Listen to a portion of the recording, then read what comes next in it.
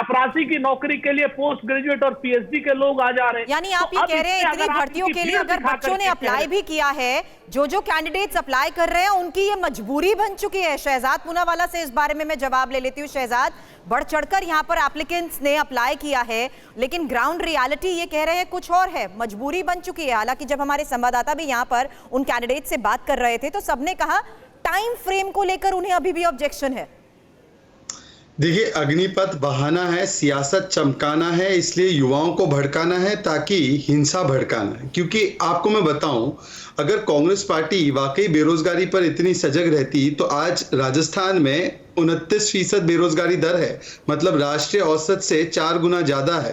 तो मुझे बता दीजिए कि क्या वहां की बेरोजगारी को हल करने के लिए अभी तक इन्होंने क्या कदम उठाए? एक वर्ष से 20% से ज्यादा है। क्या राजस्थान भारत का हिस्सा नहीं है? सुरेंद्र राजपूत जी अगर बेरोजगारी के विषय में इतने चिंतित है तो पहले राजस्थान की बेरोजगारी में बोल देना, क्योंकि वहां पे तो सरकार है।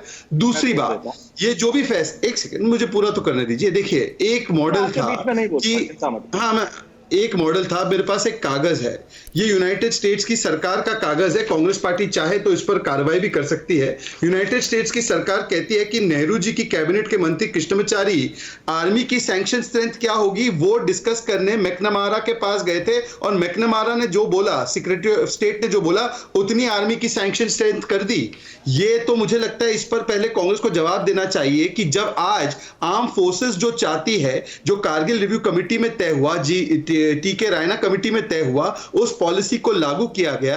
तीनों सेना के हमारे बलों के अध्यक्षों ने समझाया कि क्यों इस पॉलिसी की जरूरत है। मनीष तिवारी जैसे सांसदों ने समझाया। 1989 से इसकी चर्चा चल रही है, तो इसको लागू किया गया है। इसके अलावा भी क्या तो शहजाद इस वक्त वो तमाम छात्र जो अलग अलग सेंटर्स पर एग्जाम देने जा रहे हैं, आपने देखा होगा, हमने सबसे बात की, हर शहर में हमारे रिपोर्टर्स मौजूद थे, लेकिन कुछ के मन में सवाल भी हैं ये 4 साल के पीरियड को लेकर। तो आप क्या उनसे ये कहना चाहते हैं कि भाई सेना में दी जाने वाली सेवा को नौकरी की तरह देखना ठीक नहीं है?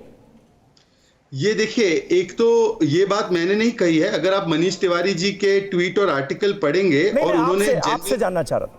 हाँ, मैं नहीं, मनीष तिवारी जी देश के सांसद है, उनको खारिज कर दे क्या? मनीष तिवारी जी ने जनरल रावत की बात को ही आगे बढ़ाते हुए कहा है उनको तो अपनी पार्टी ने ही खारिज कर दिया। नहीं, वो फिर सुरेंद्र राजपूत जी बता दें। अगर उन्होंने पंजाब से आने वाले सांसद को, जिन्होंने अपने पिता को आतंकवाद में खोया है, उसको खारिज कर दिया है, तो कांग्रेस पार्टी अपना किसको रही है? संदीप दीक्षित को, जिसने सड़क का गुंडा कहा था। बहरहाल, मैं इससे भी इतना कह रहा हूं कि जनरल रावत ने भी, जो इस पॉलिसी में बहुत उन्होंने अहम किरदार निभाया था, उन्होंने भी कहा था कि देखिए, ये आर्म फोर्सेस को हम नौकरी का स्थान नहीं बना सकते। It is not an employment guarantee scheme. हाँ, पर जिन लोगों ने नेशनल वॉर मेमोरियल नहीं दिया, ओआरओपी नहीं दिया, बुलेट प्रूफ जैकेट नहीं दिया, रफाल नहीं दिए, जिन्होंने एलएसी पर इंफ्रास्ट्रक्चर नहीं बनाया, जिन्होंने सर्जिकल स्ट्राइक पर सवाल उठाए, बालाकोट एयर स्ट्राइक पर सवाल उठाए, पुलवामा का दोष भारत पर डाला, जिन्होंने आर्मी चीफ को सड़क का गुंडा कहा, सुरेंद्र राजपूत जी, आप शहजाद के जवाब पर लोग कहते हैं महिलाओं के लिए ही टीवी सीरियल बनाई जाती है, आप उसे बदल दो। सफल महिलाओं से सफलता का पाठ पढ़िए। फ्रीडम ऐप को अभी डाउनलोड कीजिए।